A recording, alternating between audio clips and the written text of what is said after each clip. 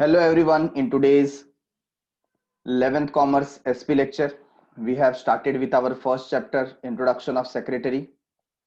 First chapter में सिर्फ नाम तो सेक्रेटरी दिया हुआ है बट हमें ओवरऑल इंफॉर्मेशन सेक्रेटरी का यहाँ पर मिलेगा कि इसका ओरिजिन कहाँ से हुआ, इसके फंक्शंस क्या है, रोल क्या है, ड्यूटीज क्या है, क्वालिटीज क्या है, तो सेक्रेटरी क्या काम करता है, कैसे करता है, कौन से ऑर्गेनाइजेशन के लिए करता है, पर्सनल सेक्रेटरी क्या होता है, कंपनी का सेक्रेटरी क्या होता है, ये सारी इंफॉर्मेशन इस चैप्टर में हमको मिलने वाली है। हमने लास्ट लेक्चर में कवर अप किया इसके इंट्रोडक्शन से, इसके ओरिजिन से, और कुछ एंशियंट टाइम में, चाहे वो रोम हो, चाहे वो लैटिन लैंग्वेज में उसे बोला गया हो, या फिर इंडियन कॉन्टेक्स्ट में उसे क्या बोला गया है, ये सारी बातें हमने देखी। तो एक क्विक रिवीजन ले लेंगे।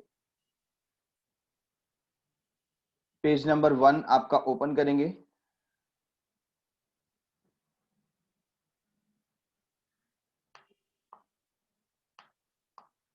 तो देखिए लास्ट लेक्चर में हमने क्या फिनिश किया।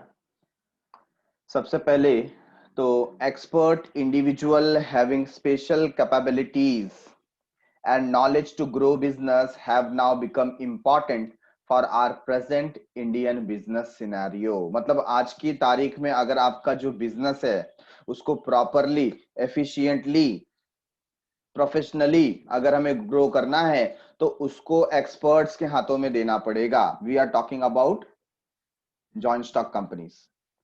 तो जॉइंट स्टॉक कंपनी में ये जो एक्सपर्ट इंडिविजुअल्स कौन होते हैं? एक्सपर्ट इंडिविजुअल होते हैं जो बोर्ड ऑफ डायरेक्टर में बैठते हैं, जो मैनेजिंग डायरेक्टर होते हैं, जो सीईओ होते हैं, चीफ एग्जीक्यूटिव ऑफिसर, या सीएफओ, चीफ फाइनेंशियल ऑफिसर, और उसी में एक नाम आ जाता है कंपनी सेक्रेटरी का। ठीक है। The profession of secretary is one such profession which cater to the changing demand of businessmen and organization। तो ये जो सेक्रेटरी का प्रोफेशन है ये इस ऑर्गेनाइजेशन को सर्व करने के लिए बनाया गया है। तो यहाँ पर हमने ओरिजिन देखा कि सबसे पहले हमें इसका रेफरेंस मिलता है 19th सेंचुरी में। यहाँ पर जो डेली करस्पॉन्डेंस करने वाले पर्सन थे, करस्पॉन्डेंस का मतलब होता है रिटर्न कम्युनिकेशन, तो जो डेली रिटर्न कम्युनिकेशन वाले पर्सन थे और जो फाइनेंस से भी रिलेशन रखते थे, उन्हें सेक्रेटरी जैसा एज्यूम किया जाता था, माना जाता था। ठीक है। लैटिन में ये वर्ड आया सेक्रेटम और सेक्रेटस, जिसका मतलब होता है सीक्रेट्स, ऐसा पर्सन जो हमारे या बॉस के सीक्रेट्स रखता है। ठीक है ना। तो उसी में से एक वर्ड निकला सेक्रेटेरियस। क्या वर्ड निकला? सेक्रेटेरियस। और सेक्रेटेरियस का मतलब होता है someone who work for a person of great importance. एक इंपॉर्टेंट पर्सन के लिए, आज की तारीख में इंपॉर्टेंट पर्सन कौन कौन हो जाते हैं? एक तो वेल्दी पीपल, ठीक है।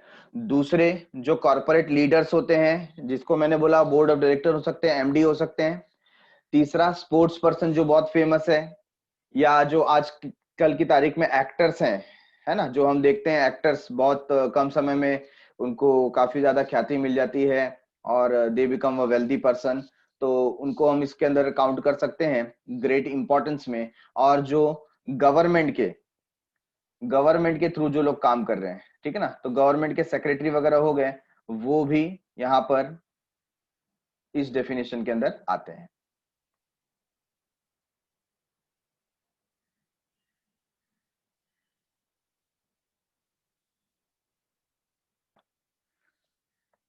आगे देखिए, रोमन रोमन एम्पायर में उसको किस नाम से बुलाया गया? स्क्राइबे, है ना। स्क्राइबे का मतलब होता है प्रोफेशनल लेटर राइटर और one who maintains confidential records. फिर एंशियंट हिस्ट्री की बात आती है तो हमारे सामने तीन नाम आ जाते हैं, अमात्या, सचिवा एंड चिटनिस। ठीक है ना। A person who work whose does secretarial work, ऐसा पर्सन जो क्या करता है? सेक्रेटरियल वर्क करता है, सेक्रेटरी का काम करता है।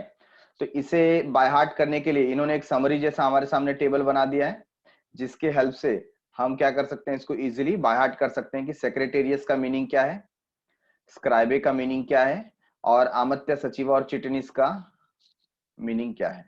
ठीक है।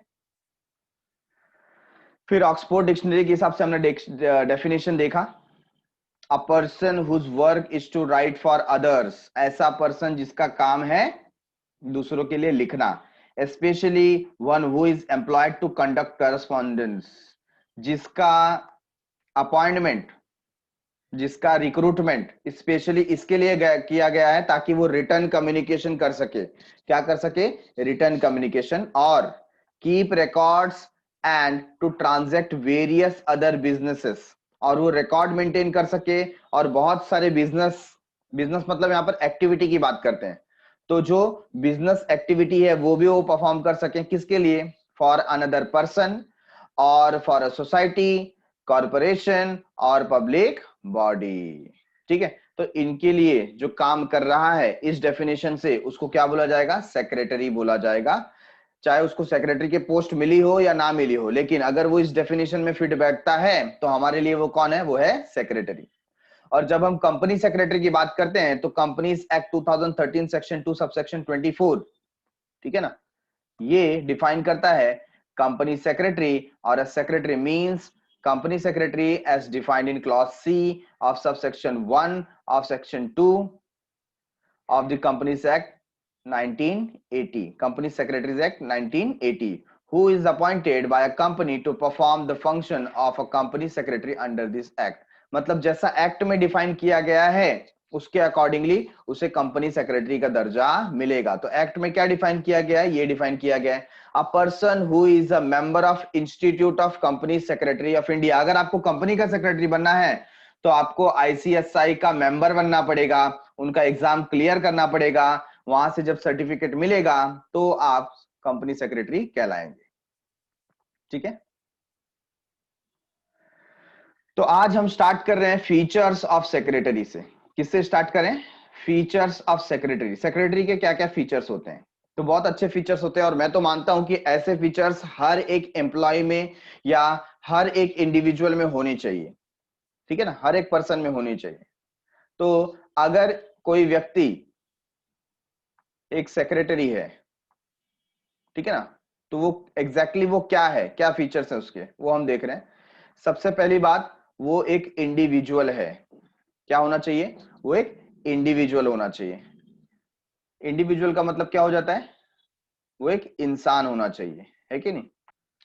तो ये बात कुछ हजम नहीं हुई कि सेक्रेटरी एक इंडिविजुअल होना चाहिए, तो मतलब क्या है? ये कुछ और कॉन्टेक्स्ट में जा रहे थे क्या? सेक्रेटरी और कोई भी हो सकता था क्या?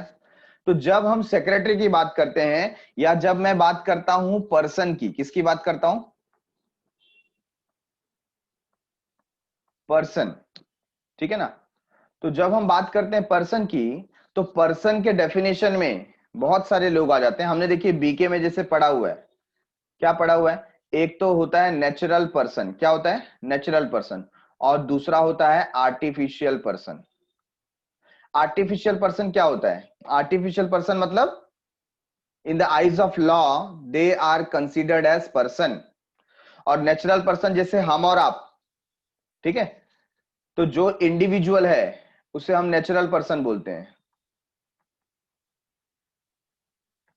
और जो आर्टिफिशियल पर्सन है उसमें कौन कौन आ सकता है? उसमें कोई जॉइंट स्टॉक कंपनी आ सकती है, जैसे विप्रो है, इन्फोसिस है, इंडिया केमिकल्स लिमिटेड है, हिंदुस्तान पेट्रोलियम है, भारत पेट्रोलियम है, ऐसे जो भी नाम ले लो आप कंपनीज के, ये क्या हो गए? Artificial person. तो मैंने बीके के अंदर आपको एग्जांपल दिया हुआ है ऑलरेडी कि जो आर्टिफिशियल पर्सन होता है इन द आईज ऑफ लॉ, कानून की नजर में उसको एक इंसान माना जाता है। फॉर एग्जांपल, आपने एक फिल्म देखी होगी एंटरटेनमेंट, जिसमें अक्षय कुमार और एक डॉगी ने रोल किया है, और वो जो डॉगी एंटरटेनमेंट रहता है उसके नाम पे बहुत बड़ी जायदाद हो जाती है ना? तो वो जो डॉगी है उस केस में उसको क्या बोला जाएंगे? उसको क्या बोला जाएगा? Artificial person. क्यों? क्योंकि उसके नाम पे कोई प्रॉपर्टी है, उसके नाम पे एसेट है, उसके ऊपर लायबिलिटी भी हो सकती है कि नहीं? तो ऐसा पर्सन जिसको कानून की नजर में पर्सन का दर्जा मिला है उसे पर्सन बोला जाता है। तो यहां पर आर्टिफिशियल पर्सन ऐसे बहुत आ जाते हैं। दूसरी बात, जो एसोसिएशन ऑफ पीपल है, ठीक है ना, लोगों का एसोसिएशन, एसोसिएशन ऑफ पीपल या बॉडी ऑफ इंडिविजुअल, कुछ लोगों का संगठन है ना, एक संगठन है, तो उसको भी क्या बोला जाएगा? Artificial person. ठीक है, तो यहां पर ये बोल रहे हैं सेक्रेटरी अगर आपको बनना है तो एक इंडिविजुअल ही क्या बन सकता है? सेक्रेटरी बन सकता है। कोई आर्टिफिशियल पर्सन सेक्रेटरी नहीं बन सकता, कोई आर्टिफिशियल पर्सन सेक्रेटरी नहीं बन सकता। Getting it everyone?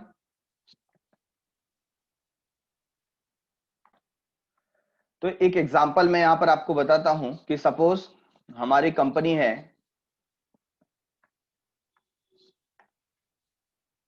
आबा बाबा लिमिटेड, ये हमारी कंपनी है। अब हमारी कंपनी को एक सेक्रेटरी की जरूरत है, हम चाहते हैं कि एक सेक्रेटरी अपॉइंट करें, ठीक है ना। तो एक दूसरी कंपनी है, सपोज दूसरी कंपनी का नाम है ढाबा, ढाबा लिमिटेड, ये एक दूसरी कंपनी है। ये कंपनी बोलती है कि मुझे आप अपना सेक्रेटरी बना लो, make me as a secretary, keep me as a secretary. क्या हम किसी कंपनी को सेक्रेटरी बना सकते हैं? किसी पार्टनरशिप फर्म को सेक्रेटरी बना सकते हैं? किसी ऑर्गेनाइजेशन को सेक्रेटरी बना सकते हैं?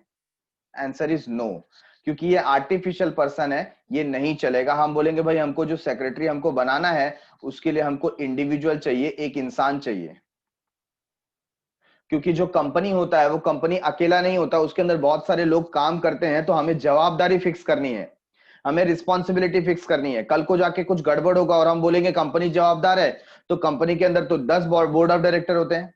10 बोर्ड ऑफ डायरेक्टर फिर अपने डाउनलाइन को बोल देंगे कि हमारे जो डाउनलाइन में वो लोग जवाबदार है, तो कोई यहाँ पर एक्नॉलेजमेंट, कोई यहाँ पर रिस्पॉन्सिबिलिटी लेगा नहीं।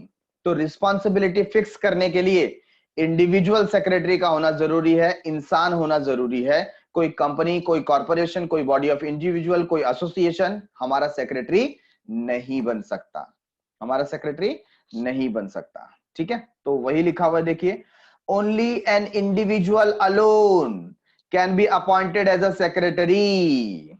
सिर्फ एक इंसान ही सेक्रेटरी बन सकता है। इसका मतलब क्या है? A firm, an institution, a corporate body can not be appointed as a secretary. इनको सेक्रेटरी बनाया नहीं जा सकता। A secretary has to be an individual as per the provision of the companies law and also due to the skill required to fulfill the duties and responsibility towards the employer। तो यहां पर दो reason है, एक तो law ने बोल दिया, कानून ने, है ना, LAW, LOVE नहीं, I am talking about law, law की बात कर रहा हूं, LAW की जो कंपनी लॉ है उसने बोला है कि इंडिविजुअल होना चाहिए, ये एक बात हो गई। अच्छा, दूसरी बात क्या है? जो स्किल, जो क्वालिटीज रिक्वायर है वो एक इंसान में हो सकती है, कंपनी में नहीं, है कि नहीं। इसके लिए उसका एक इंडिविजुअल होना जरूरी है। नंबर 2, ड्यूटीज, कर्तव्य। ड्यूटीज का मतलब क्या हो जाता है? कर्तव्य, ठीक है। हमने देखा इंडिविजुअल, अब हम देख रहे हैं duties. A secretary has to perform routine and administrative duties. Routine का मतलब जो डेली रूटीन है, रोजमर्रा के जो काम होते हैं, वो ड्यूटीज तो उसको करनी है। साथ ही साथ जो एडमिनिस्ट्रेशन संभालना है उसको, है ना, ऑफिस का जो वर्क है वो उसको करना पड़ेगा। सच एज करस्पॉन्डेंस, मतलब return communication. Second, conducting meeting, meetings वगैरह अरेंज करनी है। थर्ड, मेंटेनिंग रिकॉर्ड, जो भी ट्रांजेक्शंस वगैरह बिजनेस में हो रहे हैं उसके रिकॉर्ड मेंटेन करने हैं, प्रॉपर फाइलिंग करनी है। एंड प्रोवाइडिंग इंफॉर्मेशन, और बोर्ड ऑफ डायरेक्टर जब भी कोई इंफॉर्मेशन की डिमांड करे, वो इंफॉर्मेशन बोर्ड ऑफ डायरेक्टर को या जो भी ऑथराइज्ड पर्सन है वहां तक पहुंचनी चाहिए। इसकी जवाबदारी किसकी है? सेक्रेटरी की है।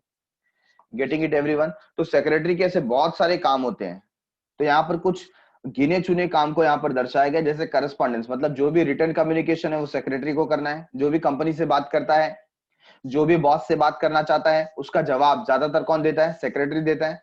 कंडक्टिंग मीटिंग, मीटिंग कैसे कंडक्ट करना है, किसको किसको इनवाइट करना है, सीटिंग अरेंजमेंट कैसा होगा, सारी देख रेख, है ना। मीटिंग में क्या पॉइंट डिस्कस होने वाले हैं, सारी बातें कौन यहाँ पर चेक करेगा? सेक्रेटरी सेट करेगा, ठीक है। देन मेंटेनिंग रिकॉर्ड, जो भी कोई बिजनेस ट्रांजेक्शन हुआ उसका रिकॉर्ड मेंटेन करना, और जब भी इंफॉर्मेशन की जरूरत हो वो इंफॉर्मेशन प्रोवाइड करना, चाहे वो चेयरमैन ने डिमांड की हो, चाहे वो बोर्ड ऑफ डायरेक्टर ने डिमांड की हो, या जो भी ऑथराइज्ड पर्सन है उनको वो इंफॉर्मेशन प्रोवाइड कराना, ये ड्यूटी है सेक्रेटरी की। Secretary also has to fulfill the day-to-day routine duties related towards the employer।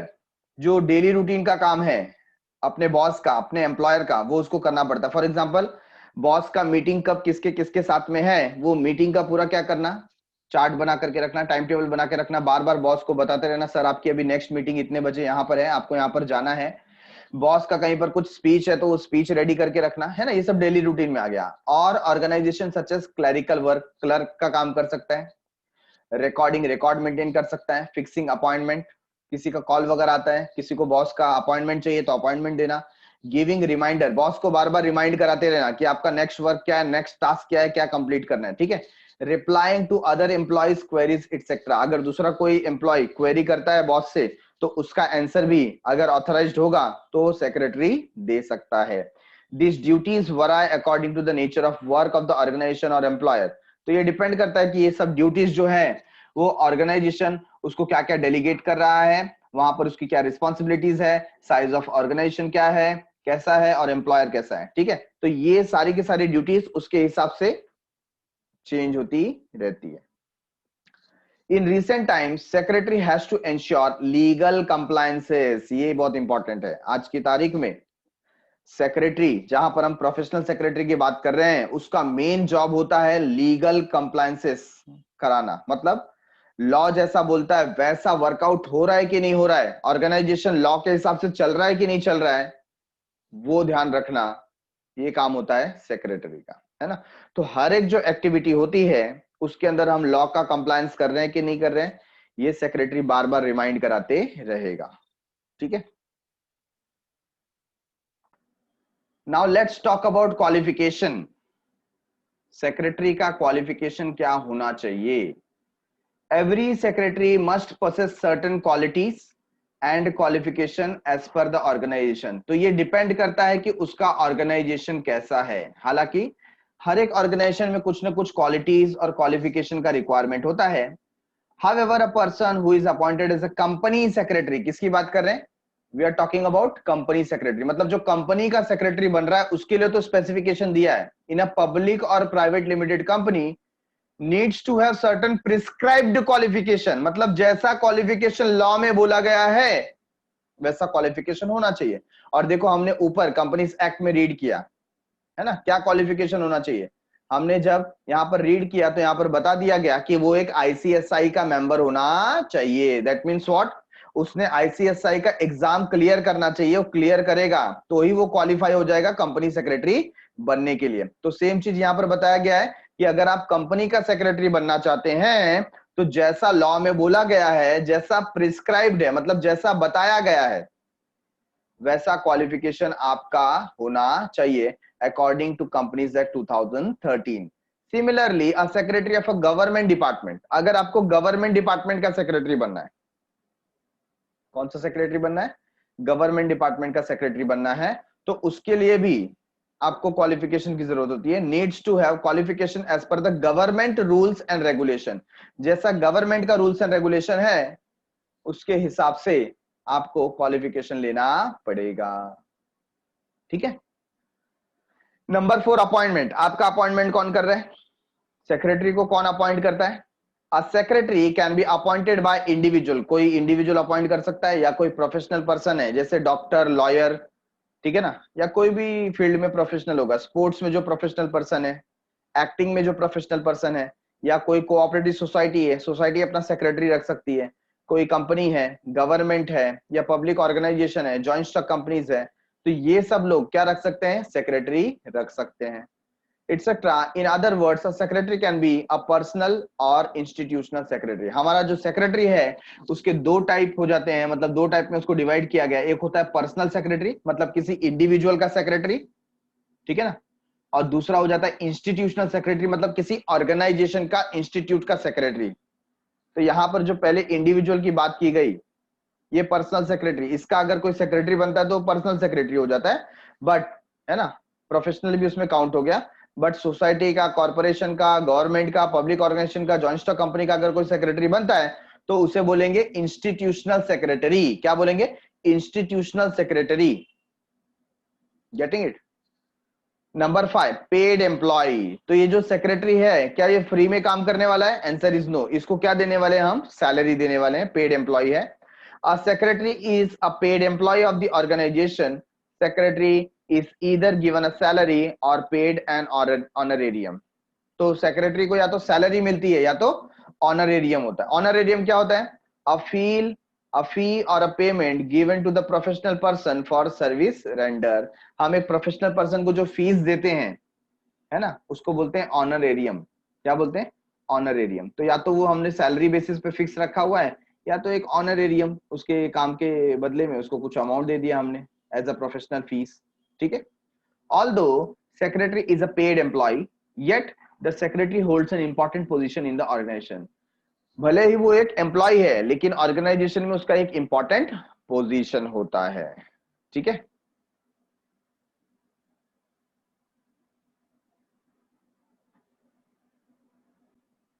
Point number 6, confidential officer. कौन सा officer?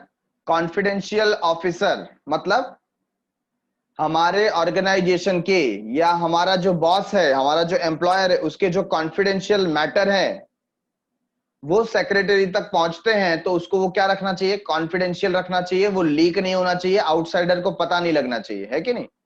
A secretary is a custodian of secret, मतलब वो सीक्रेट्स का रखवाला है। उसको बॉस के सारी चीजें पता होती हैं, कंपनी की सारी चीजें पता होती हैं। तो उसने ऐसा नहीं करना चाहिए कि बॉस के इंफॉर्मेशन, कंपनी के इंफॉर्मेशन उसने बाहर वालों को बेच दे, है ना? ऐसा नहीं करना चाहिए। हमारी जो अंदरूनी बातें हैं, कंपनी की बहुत सारे ऐसे सीक्रेट्स बातें रहती है। सपोज हम लोग नया प्रोडक्ट लॉन्च करने वाले हैं, अभी प्रोडक्ट लॉन्च करने में कुछ समय बाकी है, तो उसमें क्या इंग्रेडिएंट्स है, क्या प्रोडक्ट है, कितने प्राइस में लॉन्च होने वाला है, तो ये हमारे कॉम्पिटिटर को पता नहीं चलना चाहिए। ये सीक्रेट इन्फॉर्मेशन है ना, एक बार लॉन्च हो जाएगा तो सबको पता चलेगा। लेकिन पहले ही अगर कॉम्पिटिटर को पता चल गया तो कॉम्पिटिटर हमसे पहले वो प्रोडक्ट लॉन्च कर देगा। Getting it? तो जो सीक्रेट इंफॉर्मेशन है कंपनी की, ऑर्गेनाइजेशन की, बॉस की, एम्प्लॉयर की, इसका रखवाला कौन है? सेक्रेटरी है। He is a custodian of secretary and confidential information of the organization, secret information and confidential information। ठीक है। secretary is closely connected to the top management and can be involved in policy decision। तो जो secretary है वो top management के साथ में हमेशा उठता बैठता है, सारे उनके काम करता है, तो उसको सब इंफॉर्मेशन पता है। तो ये जो पॉलिसी मेकिंग का डिसीजन होता है, या कब क्या होने वाला है कंपनी में, ये सारी बातें लीक होनी नहीं चाहिए। इसकी जवाबदारी किसकी है? सेक्रेटरी की है। He is the custodian. ठीक है। रिप्रेजेंटेटिव। रिप्रेजेंटेटिव मतलब जो रिप्रेजेंट करेगा। कल को जाकर के कोर्ट में अगर कंपनी के खिलाफ कुछ केस हुआ तो कौन जाकर के रिप्रेजेंट करेगा उसको? तो यहां पर सेक्रेटरी जा सकता है। ठीक है। ऐसे कंपनी का भी एडवोकेट होगा, बट सेक्रेटरी क्या करता है? कंपनी को रिप्रेजेंट करता है। A company sorry a secretary act as a representative of the organization. किसी व्यक्ति ने, किसी कंपनी ने हमारी कंपनी को लेटर लिखा, तो उसका जवाब कौन देगा? उसका जवाब सेक्रेटरी देता है एज अ रिप्रेजेंटेटिव। ठीक है। Generally secretaries are of two types, हमने देखा पर्सनल और institutional. Secretaries appointed by individual are also known as personal secretary. क्या बोलेंगे? पर्सनल सेक्रेटरी, या एक और वर्ड बोल सकते हैं हम लोग, पर्सनल असिस्टेंट। ठीक है। These secretaries represent their employers. तो ये क्या करते हैं? वो अपने बॉस के लिए काम करते हैं, तो वो बॉस को रिप्रेजेंट करते हैं। उनकी कही गई बात ऐसा माना जाएगा कि बॉस ने कहा है। ठीक है। Institutional secretaries are appointed by society, companies, government department and represent their organization। ये अपने organization को represent करते हैं। Point number 8, qualities. सेक्रेटरी के अंदर क्या क्वालिटीज होनी चाहिए? A secretary should possess certain qualities so as to conduct the secretarial duties smoothly। secretarial duty smoothly conduct करने के लिए उसके अंदर कुछ क्वालिटीज होना चाहिए। क्या क्वालिटीज होना चाहिए? Like concentration, intelligence, tact, loyalty, cooperation, courtesy, leadership, orderliness and knowledge seeker assist in smooth and efficient working of the organization। तो ये कुछ क्वालिटी के नाम हमने लिए जो उसके अंदर होना चाहिए। पहला कौन सा था? कंसंट्रेशन, मतलब वो पूरे लगन के साथ, फोकस के साथ काम करना चाहिए। दूसरा इंटेलिजेंट, वो क्या होना चाहिए? होशियार होना चाहिए, इंटेलिजेंट, है कि नहीं?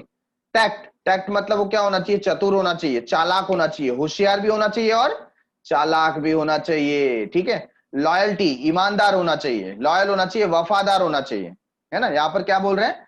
ये हमारे ऑर्गेनाइजेशन के प्रति वफादार होना चाहिए। फिर कोऑपरेशन, वो दूसरों की मदद करनी चाहिए, साथ में मिलके काम करना चाहिए।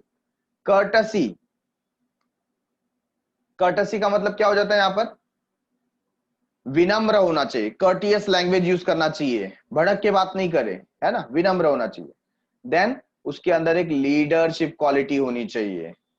ऑर्डरलीनेस मतलब प्रॉपर ऑर्डर में वो क्या करे, काम करे। और फिर नॉलेज सीकर मतलब हमेशा वो कुछ सीखने की चाह रखना, हमेशा वो नॉलेज गेन करने का काम करना चाहिए। तो ये क्वालिटी मैं तो बोलता हूं हर एक इंडिविजुअल में होनी चाहिए, हाँ या ना। हमारे अंदर, आपके अंदर भी ये क्वालिटी होनी चाहिए। देखो कितनी अच्छी बात है, कॉन्सेंट्रेशन सब में होना चाहिए, इंटेलिजेंस होना चाहिए, चालाकी होनी चाहिए, वफादारी होनी चाहिए, कोऑपरेशन होना चाहिए, लीडरशिप होनी चाहिए, कर्टसी होनी चाहिए, ऑर्डरलीनेस होना चाहिए, नॉलेज सीकर होना चाहिए। तो हमको भी एज अ सेक्रेटरी ये सब क्वालिटी पॉजेस करना है। तो ये सिर्फ सेक्रेटरी के लिए जरूरी नहीं है, हमारे लिए भी जरूरी है। बट यहां पर बता दिया कि सेक्रेटरी के अंदर ये सब क्वालिटी होनी चाहिए। Getting it everyone? आइए देखते हैं इंपॉर्टेंस ऑफ सेक्रेटरी। सेक्रेटरी की क्या महत्ता है, क्या सिग्निफिकेंस है उसका, ठीक है, इंपॉर्टेंस। तो सेक्रेटरी अगर आपके ऑर्गेनाइजेशन में है तो हम एक हिसाब से हमें क्या बेनिफिट मिलता है वो देख सकते हैं हम। In the modern times a secretary has greater status and importance in an organization. एक ऑर्गेनाइजेशन में उसका एक अच्छा स्टेटस होता है और इंपॉर्टेंस होता है। This is because ever changing and never ending, देखो कितना अच्छा वर्ड यूज किया है, ever changing and never ending demand of today's business world. आज की तारीख में हमेशा ये जो हमारा बिजनेस वर्ल्ड है वो डायनामिक है, मतलब हमेशा बदलता रहता है और इनके डिमांड कभी एंड होते नहीं है। इसके लिए हमको सेक्रेटरी भी कैसा चाहिए, गुड क्वालिटी सेक्रेटरी हमको चाहिए, ठीक है। तो उसका इंपॉर्टेंस है, उसका ग्रेट स्टेटस है। एक एक करके देखेंगे।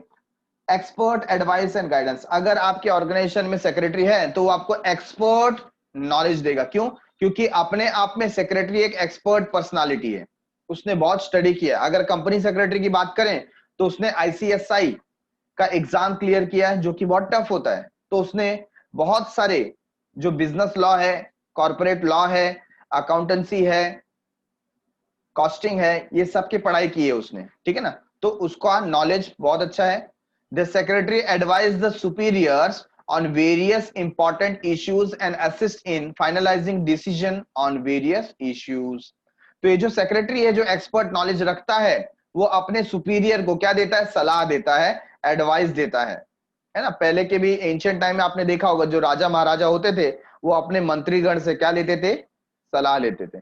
आजकल तो सिर्फ हमको वो अकबर बिरबल का दिखाई देता है कि अकबर को कुछ काम करना रहता तो वो बिरबल से पूछता था, है ना। तो ये सलाह लेने का काम हो गया, क्या हो गया, सलाह लेने का काम। तो ऐसे जो सेक्रेटरी होते हैं वो अपने एम्प्लॉयर को, अपने ऑर्गेनाइजेशन को, अपने सुपीरियर को क्या देते हैं, सजेशंस देते हैं। The view, observation and opinion of the secretary are always considered valuable while taking appropriate policy decision. क्योंकि सेक्रेटरी एक ऐसा लिंक है जो अपर मैनेजमेंट और लोअर मैनेजमेंट दोनों से कनेक्टेड है कि नहीं। अपर मैनेजमेंट जो बोर्ड ऑफ डायरेक्टर होते हैं और जो मैनेजर्स होते हैं उन दोनों से सेक्रेटरी कनेक्टेड है। तो अपर मैनेजमेंट में क्या हो रहा है, लोअर मैनेजमेंट में क्या बातें हो रही हैं, ये सब उसको मालूम है कि नहीं। तो जब इतना नॉलेज उसके पास है तो वो बहुत ही अच्छी तरीके से सजेशन दे सकता है और उसके सजेशन को बहुत ही वैल्यूएबल समझा जाता है, कीमती समझा जाता है। The secretary provides able guidance to management and helps to achieve expected growth of the business। Business का expected growth achieve करने के लिए सेक्रेटरी का जो गाइडेंस है, जो एडवाइस है, ये बहुत वैल्यूएबल होता है, इंपॉर्टेंट होता है। Number 2, administrator. एडमिनिस्ट्रेटर तो पहली बात तो यहां पर वो क्या दे रहा है, एडवाइस दे रहा है। किसको एडवाइस दे रहा है, सुपीरियर्स को। अब यहां पर क्या कर रहा है, एडमिनिस्ट्रेशन वर्क संभालता है पूरा, है ना। पूरा मतलब जो काम करा के लेना है, जिसको हम बोलते हैं चीफ एग्जीक्यूटिव ऑफिसर, एग्जीक्यूशन का जो काम कराता है वो है secretary. A secretary looks after the routine office administration of the organization. जो रूटीन वर्क है वो भी सेक्रेटरी को देखना है। The secretary handles efficiently routine as well as executive duties of the organization। Routine duties like office management, documentation of important issues, attending visitors etc, तो ये सारे काम उसके रूटीन के हो गए, are handled by the secretary efficiently। Secretary also handles the executive duties like assisting policy formulation, preparation of plans, supervision on the execution of plans. तो ये जो execution duties है वो भी वो properly execute करता है। तो ये जवाबदारी किसकी हो गई? सेक्रेटरी की। इसके लिए बहुत इंपॉर्टेंट है कि एडमिनिस्ट्रेशन का काम भी करेगा और एग्जीक्यूटिव का भी काम करता है। Number 3, custodian of secret information. अभी अभी जो हमने फीचर्स में देखा, यहां पर ये पॉइंट क्या हो रहा है? रिपीट हो रहा है। कस्टोडियन वो सीक्रेट इंफॉर्मेशन का रखवाला है, कस्टोडियन है। उसके होते हुए ऑर्गेनाइजेशन में से कोई भी सीक्रेट मैटर लीक नहीं होना चाहिए, बाहर नहीं जाना चाहिए। Secretary is an important person of the organization. Secretary has access to confidential and crucial information related to the organization. Organization से related जो भी important information है, crucial information है, वो सब secretary के पास रहते हैं।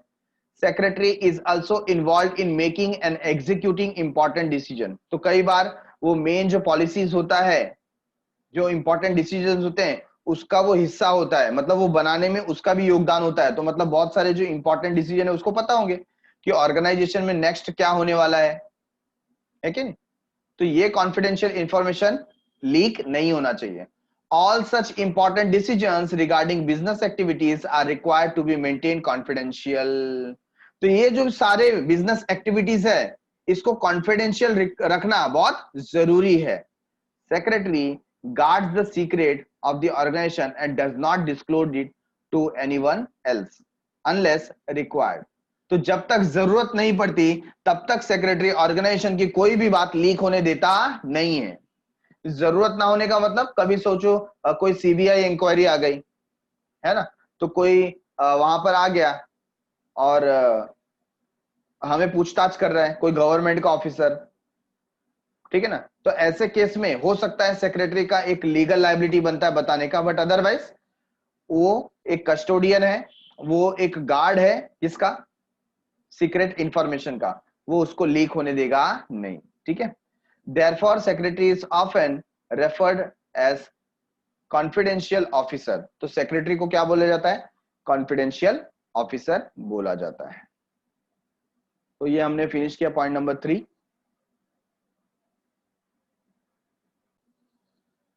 Point number 4 is correspondent. Correspondent what does it mean? हमने बताया सेक्रेटरी एक प्रोफेशनल लेटर राइटर है। सेक्रेटरी कौन है? एक प्रोफेशनल लेटर राइटर है। तो सेक्रेटरी का काम होता है करस्पॉन्डेंट करना, मतलब रिटर्न कम्युनिकेशन करना। The secretary is the correspondent of the organization and is therefore responsible for inward and outward correspondence. Inward मतलब जो लेटर बाहर से आ रहे हैं, और आउटवर्ड करस्पॉन्डेंस मतलब जो कंपनी के द्वारा लिखे जा रहे हैं, बाहर भेजे जा रहे हैं, उसको बोलते हैं आउटवर्ड। इनवर्ड का मतलब जो लेटर आ रहे हैं तो उनका जवाब देने का काम किसका है? सेक्रेटरी का। और दूसरा, कंपनी से जो लेटर बाहर जा रहे हैं वो भी रीड करके या खुद एग्जीक्यूट करके, खुद प्रिपेयर करके वो कौन सेंड करेगा? सेक्रेटरी सेंड करेगा। Secretary conducts correspondence with members, directors, bank, insurance companies, registrar, government authorities, customers etcetera. तो इन सब के साथ सेक्रेटरी क्या करता है? करस्पॉन्डेंस करता है, मतलब रिटर्न कम्युनिकेशन करता है, बातचीत करता है लेटर्स के थ्रू। ठीक है, आज की तारीख में ये जो सारे कम्युनिकेशन है ज्यादातर ईमेल के थ्रू होते हैं। ठीक है, बट चाहे लेटर हो चाहे ईमेल हो, ये सब रिटर्न कम्युनिकेशन है, इसको बोला जाएगा करस्पॉन्डेंट। क्या बोला जाएगा? करस्पॉन्डेंस। ठीक है, point number 5, legal compliance officer, very important. तो जब कंपनी का सेक्रेटरी है या कोई भी सेक्रेटरी हो, ठीक है ना, कंपनी का सेक्रेटरी बेसिकली जो आईसीएसआई का कोर्स करता है, तो आईसीएससी का कोर्स करने में उसको सीखना पड़ता है बिजनेस एंड कॉर्पोरेट लॉ।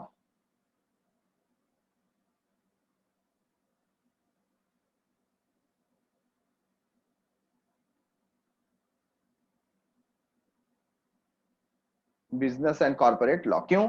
कोई भी एक्टिविटी ऑर्गेनाइजेशन में हो रही है, ये देखना बहुत जरूरी है कि वो कानून के हिसाब से हो रही है कि नहीं हो रही है ना, चाहे जैसा भी हो। फॉर एग्जाम्पल, अभी हमारा फैक्ट्री है और फैक्ट्री में हमने वहां पर जाकर के देखा तो कुछ एम्प्लॉय जो हैं उन्होंने बच्चों को रखा हुआ है वहां पर फैक्ट्री में काम करने के लिए, जिनका एज 12 ईयर्स है, 10 ईयर्स है, ऐसे बच्चों से वो काम करा रहे हैं। तो एक्ट क्या बोलता है? एक्ट बोलता है कि बाल मजदूरी कराना ये गुनाह है, इट्स अ क्राइम। तो एज अ सेक्रेटरी आपको ध्यान रखना है कि आपके ऑर्गेनाइजेशन में कहीं पर भी बाल मजदूरी ना कराई जाए, है कि नहीं? Getting it? तो ऐसे हमारे ऑर्गेनाइजेशन को कौन कौन से कानून लागू होते हैं, इसका बात किसको पता होना चाहिए? सेक्रेटरी को पता होना चाहिए। अगर मेरा एक ट्रस्ट है या मेरा एक कोऑपरेटिव सोसाइटी है, तो ये जो कोऑपरेटिव सोसाइटी है इसके ऊपर कौन कौन से कानून लागू होते हैं, है कि नहीं, ये उसको पता होने चाहिए। और उस कानून का हम पालन कर रहे हैं कि नहीं कर रहे हैं, ये भी उसको पता होना चाहिए। तो कानून का पालन कराना ये सेक्रेटरी का काम होता है। Secretary has to ensure proper and timely legal compliances in all activities of the organization. Organization की जितनी भी एक्टिविटी है वो लीगली जाए, लॉफुली जाए, कानूनी तौर पर हो, उसमें कुछ भी इलीगल या गैर कानूनी नहीं होना चाहिए। Secretary has to perform various statutory duties, जो भी लीगल ड्यूटीज होता है उस सेक्रेटरी को ही करना पड़ता है। Secretary has to maintain books, register etcetera. तो जैसे कानून में बताया, लॉ में बताया है कि कंपनी को बुक मेंटेन करना पड़ेगा, रजिस्टर मेंटेन करना पड़ेगा, तो इसका देखरेख कौन करता है? सेक्रेटरी करता है। As prescribe by the companies act 2013, secretary has to file returns. Returns का मतलब क्या होता है? पूरा ब्यौरा, लेखा जोखा, है ना। तो रिटर्न फाइल करना पड़ता है किसी भी चीज से रिलेटेड, कि स्टार्ट से एंड तक क्या क्या काम हुआ, उसको हम बोलते हैं रिटर्न्स। तो रिटर्न्स फाइल करना, documents with proper authorities with in the stipulated time. तो गिवन टाइम में, जो टाइम आपको दिया गया उस समय के अंतराल में, उसके अंदर ही आपको ये सब टास्क कंप्लीट करके देना पड़ता है। मतलब लीगल कंप्लायंस ऑफिसर के रूप में सेक्रेटरी काम करता है, ठीक है। तो हम उसको लीगल ऑफिसर भी बोल सकते हैं। क्या बोल सकते हैं? Legal officer. Number 6, conducting meeting. Basic work, basic work, conducting meeting, meeting conduct कराना।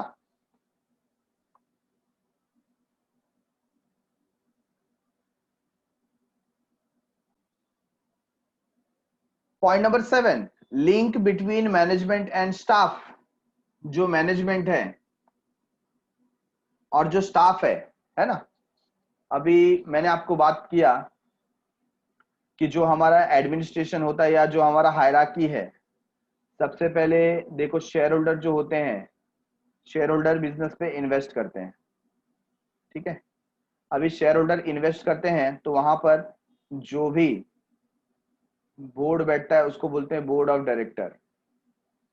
और बोर्ड ऑफ डायरेक्टर के अंडर में मैनेजिंग डायरेक्टर काम करता है।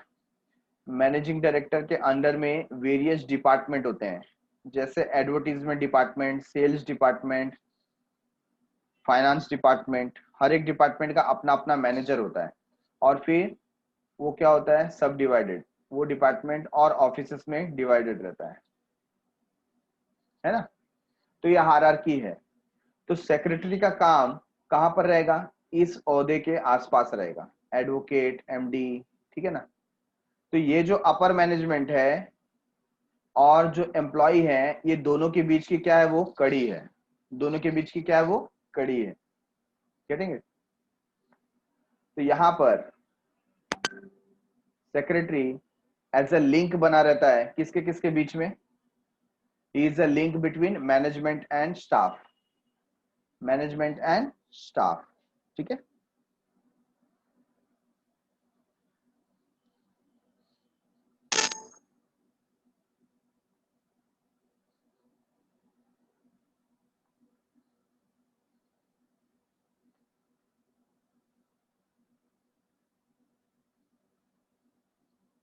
So he is a link between management and staff of the organization and helps in effective communication. तो proper तरीके से एक कम्युनिकेशन हो सके, इनके बीच में कोई इंफॉर्मेशन का गैप ना हो, जो हमारा जो स्टाफ मैनेजमेंट से बात करना चाहता है वो प्रॉपर कर सके, और मैनेजमेंट जो अपनी बात नीचे पहुंचाना चाहता है वो पहुंच सके, ये ध्यान रखता है secretary.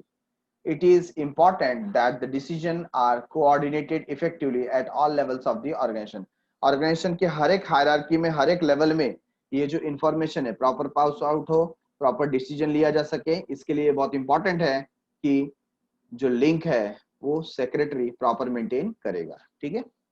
Then we have fulfilment of the secretarial standard and secretarial audit. तो जो सेक्रेटरियल स्टैंडर्ड है, कुछ स्टैंडर्ड दिए गए, जैसे होता है कोड ऑफ कंडक्ट। आपको मालूम है जो कोई डॉक्टर बनता है कि नहीं, तो डॉक्टर का अपना एक धर्म होता है, डॉक्टर का अपना एक धर्म होता है, उसको बोलते हैं हम कोड ऑफ कंडक्ट। तो वैसे सेक्रेटरी का भी अपना एक धर्म होता है, बराबर है, जिसको कहां बताया गया है, सेक्रेटरियल स्टैंडर्ड में बताया। कहां बताया है? जब आप आईसीएसआई का स्टडी करेंगे तो उसमें एक सेक्रेटरियल स्टैंडर्ड आता है कि सेक्रेटरी को क्या क्या करना चाहिए और क्या नहीं करना चाहिए, उस स्टैंडर्ड को उसको फॉलो करना होता है। तो जो भी सेक्रेटरियल ऑडिट है, मतलब सेक्रेटरी की तरफ से जो भी चेकिंग करना है ना, और सेक्रेटरियल स्टैंडर्ड कंप्लीट हुए हैं कि नहीं हुए, ये देखना किसका काम है, सेक्रेटरी का। Secretarial standard and audit aim at checking whether the company is adhering to the legal and procedural requirement। तो ये चेक करना बहुत जरूरी है कि कंपनी लीगल और प्रोसीजरल रिक्वायरमेंट प्रॉपर कंप्लीट कर रहा है कि नहीं कर रहा है। इसके लिए सेक्रेटरियल स्टैंडर्ड और सेक्रेटरियल ऑडिट किया जाता है, ठीक है। तो ये हमने 8 पॉइंट यहां पर फिनिश किए। क्वेश्चन क्या था हमारा? हमारा क्वेश्चन था importance of secretary, importance of secretary, ठीक है। कितने पॉइंट देखे हमने यहाँ पर? 8 पॉइंट देखे। पहला, expert advice and guidance. Number 2, administrator. Number 3, custodian of the secret information. Number 4, correspondent. Number 5, legal compliance officer. Number 6, conducting meeting. Number 7, link between management and staff. और number 8, fulfilment of secretarial standard and secretarial audit, ठीक है। तो समय समाप्ति की घोषणा आज के लिए इतना काफी है। Thanks a lot for watching. Bye bye, मिलते हैं अगले एपिसोड में। शुक्रिया, शब्बा खैर, सायोनारा।